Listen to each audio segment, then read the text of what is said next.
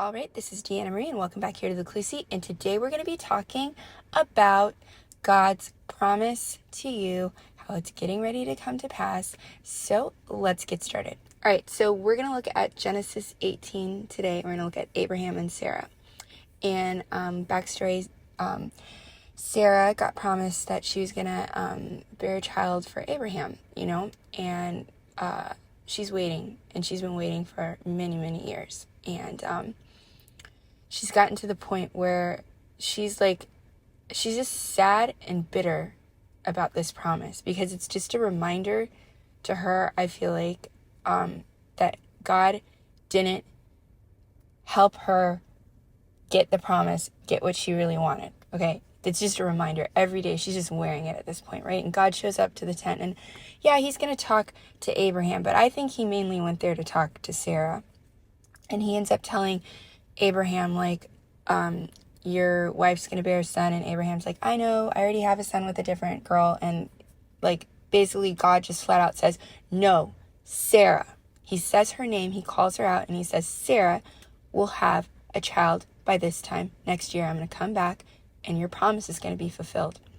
And Sarah laughs, okay? And some people, when they think Sarah laughed, they think oh, she was giggling. No, I don't think she was giggling, because it says she went to the tent and she was trying to listen, because she wanted this to be true. She wanted it to be true. And the laugh wasn't a laugh out of it was a laugh out of bitterness.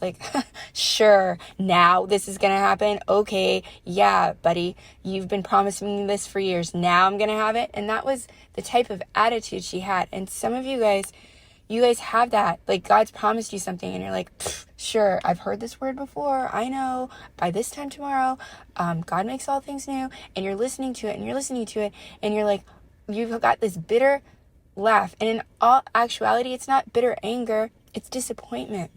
It's sadness. It's why isn't it me? Why can't I have this? And you know what God's saying?